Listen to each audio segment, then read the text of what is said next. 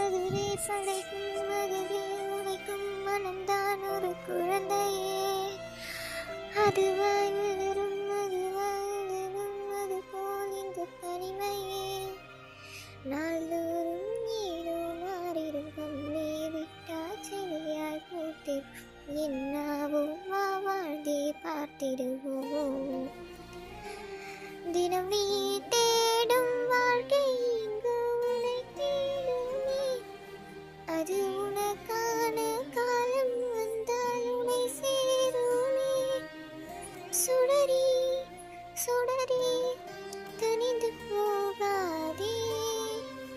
உடைகள் வழிகள் மறைந்து போகாதே.